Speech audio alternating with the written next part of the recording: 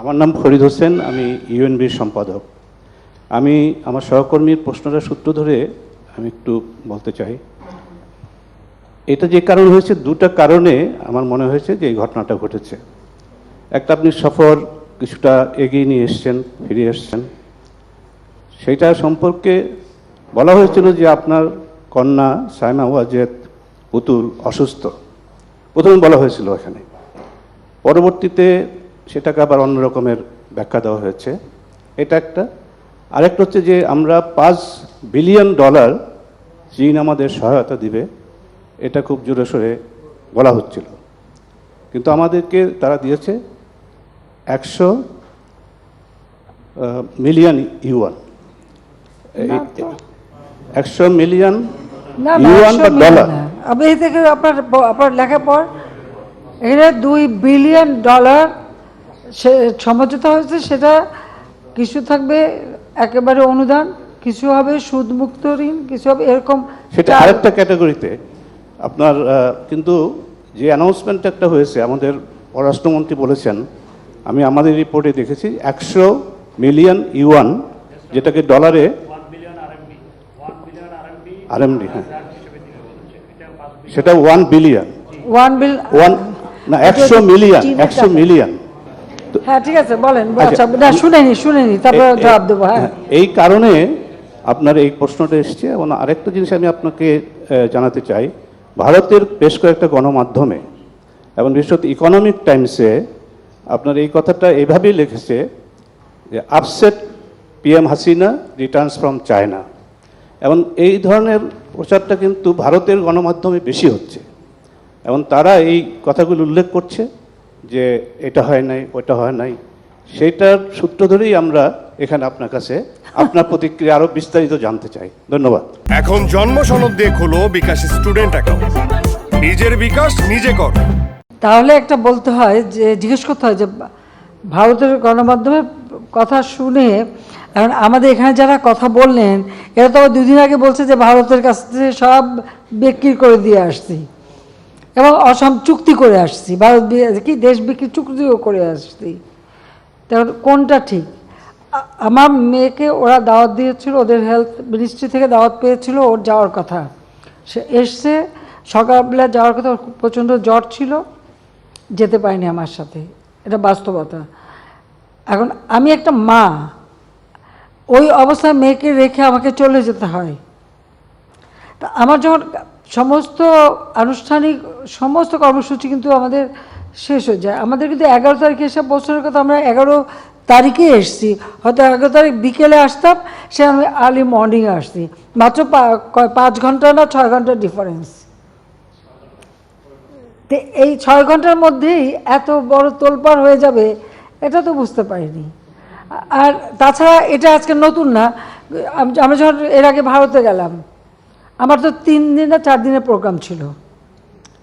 যখন ফ্রান্সের প্রেসিডেন্ট বললেন যে উনি বাংলাদেশে আসবেন, তা আমার একটা দায়িত্বই ছিল যে উনি বাংলাদেশে যখন আসবেন তার আগে আমার ঢাকায় এসে পৌঁছানোর কথা, পৌঁছে ওনাকে আমি রিসিভ করব।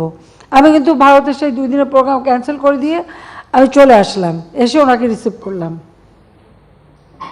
এছাড়াও পৃথিবীর বহু দেশে আমি যখন যাই, আমার যখন অফিসিয়াল কাজগুলি শেষ হয়ে যায়, তা আমার তখন শপিংয়েও যাওয়ার নাই, দেখারও জায়গা নাই, বেড়ানোরও কিছু নাই।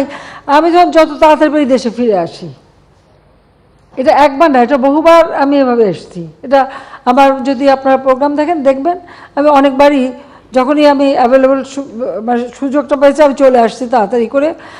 যাই না, আমার মনে হয় আমি দেশে ফিরে যাই। আর সেবার তো এসছি ওই কারণেই। আর তাও তো আমরা সব প্রোগ্রাম শেষ করছি, আর 5টার মধ্যে কাজ শেষ, রাত 10টায় আমাদের ফ্লাইট। আমরা এখানে এসে পৌঁছালাম ভারত, চীনের সময় রাত 2:30, আর 2 ঘন্টা আমরা মানে সময় পেলাম, আমরা আগে এসে পৌঁছালাম। টেইলউইন্ড ছিল, একটু তাড়াতাড়ি প্লেনটা চলে আসছে। এটা হলো বাস্তবতা। এটাকে এত রং চং মাখায় এত কিছু বলা, তো যারা এই সব কথাগুলি বলে তাদেরকে যেন দেশবাসী একটু চিনে রাখে যে তারা এই ধরনের বানোয়াট কথাই বলে।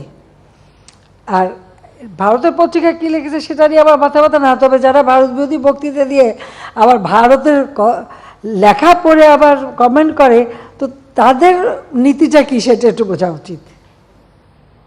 এটাও একটু তাদের জিজ্ঞেস করি আমি, যে তাদের মন মানসিকতাটা কোথায়, কি। এখন আমার সব কিছুই তো খারাপ, দেশটা ভালোই চলতেছে না, দেশ সর্বনাশ হয়ে গেছে। সর্বনাশ হয়ে গেছে না, আর মেট্রো রেলে চড়ে বসে বলে এটা সর্বনাশ, এটা কি বানালো। এক্সপ্রেসে দ্রুত চলে আসে, ওটাও তো খুব সর্বনাশের ব্যাপার। আজকে গ্রাম পর্যায়ে পর্যন্ত রাস্তা হয়ে গেছে, বিদ্যুৎ চলে গেছে, এটাও তো দেশের সর্বনাশ। আজকে গ্রামগুলি শহর হয়ে যাচ্ছে, গ্রামের মানুষগুলি নাগরিক সুবিধা পাচ্ছে, সেটাও তো দেশের সর্বনাশ তাদের দৃষ্টিতে। কমিউনিটি ক্লিনিক করে বিনা পয়সায় ওষুধ দিচ্ছি, তাদের দৃষ্টিতে ওটাও সর্বনাশ। কারণ মানুষ যত গরিব থাকবে, ওই দারিদ্রতা দেখাবে, বিদেশ থেকে ভিক্ষা করে এনে নিজেরা উদরপূর্তি করবে, আর গরিব গরিবই থাকবে। এটাই তো তাদের সময়ের কাজ, এবং এটাই তাদের আকাঙ্ক্ষা ছিল, এটাই তারা করেছে এই দেশে। দেশকে খাদ্যের স্বয়ংসম্পূর্ণ করা যাবে না, তাহলে খাদ্য ভিক্ষা চাওয়া পাবে না। এই মানসিকতা যারা, তারা ওরকমই চিন্তা করে। দেশের প্রতি বা মানুষের প্রতি এদের কোনো যদি এতটুকু দায়িত্ববোধ থাকতো, তাহলে এত কাজ করার পরেও যে কিছু দেখে না। চোখ থাকতে কেউ যদি অন্ধ হয়, আর কান থাকতে বধির হয়, আবার বলার কিছু নাই। মুখ আছে বলে যাচ্ছে, বলে যাক, ওটা না শুনলেই হলো। শুনলাম, ভুগলাম না, এটাই তো আমার নীতি ওটাই। আর আমি তো অভ্যস্ত হয়ে গেছি, আমার শুনতে শুনতে এখন তো আমি এতগুলি টেলিভিশন, আগে তো একটা টেলিভিশন একটা রেডিও, সারাক্ষণ আমার বিরুদ্ধেই বলতো। ওই পত্রিকাগুলো যে কটা ছিল সবগুলি বিরুদ্ধেই লিখতো, তো কী হয়েছে। তারপর তো ক্ষমতাও চলে আসছি, পাঁচবার দেশের উন্নতিও করেছি। আজকে দেশ গ্র্যাজুয়েট হয়েছে, যেখানে স্বল্পোন্নত দেশ। আমার বাবা রেখে গিয়েছিলেন, জাতির পিতা বঙ্গবন্ধু শেখ মুজিব রেখে গিয়েছিলেন স্বল্পোন্নত দেশ। আমি তারই পদাঙ্ক অনুসরণ করে আজকে বাংলাদেশ উন্নয়নশীল দেশের মর্যাদা পেয়েছে। কই 29 বছর ধরে যারা ক্ষমতায় ছিল, তারা তো এক কদম আগে বাড়াতে পারেনি দেশটাকে। ওই আওয়ামী লীগ ক্ষমতা আসার পরেই পারলো, এটা হলো বাস্তবতা।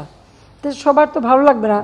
স্বাধীনতা বিশ্বাস যারা করে না, রাজাকারদের যারা ক্ষমতায় বসায়, জাতিপিতা হত্যাকারীদের যারা ভোট চুরি করে পার্লামেন্টে বসায়, যা তাদেরকে দূরতাবাসে চাকরি দিয়ে পুরস্কৃত করে, বিচারের হাত থেকে রেহাই দেয়, তাদের মুখের থেকে বেশি কি আশা করেন? কি আশা করবেন বলেন? গ্রেনেড হামলা করে হত্যার চেষ্টা করছে, মনই নেই, এটাও তাদের কম দুঃখ নাকি? গুলি, বোমা, গ্রেনেড সব কিছু অতিক্রম করে চলে এসেছি, আর দেশটাকেও যে উন্নতি করতে পেরেছে, এটা তো বাস্তবতা। আজকে যান গ্রামে দেখেন, যা নিজের গ্রামে যে দেখেন মানুষ কেমন আছে।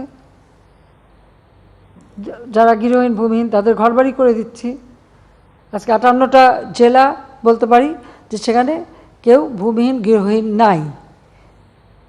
প্রত্যেকটা মানুষের অন্তত 2 কাঠা জমি আর একটা ঘর দিতে পেরেছি, আর সেই ঘরটাই তার একটা কর্মসংস্থানের ব্যবস্থা বা কর্মসংস্থানের জায়গা হয়ে গেছে। অতি দরিদ্র আজকে আমি মাত্র 5% নামিয়ে এনেছি, যেখানে 25% ছিল। দারিদ্রের হার 41 থেকে 18.7 নামিয়ে এনেছি। তো এগুলি ভালো লাগবে না তো, চাও না কথা, ওই দারিদ্র বেঁচে খাবে, এটাই তো ছিল।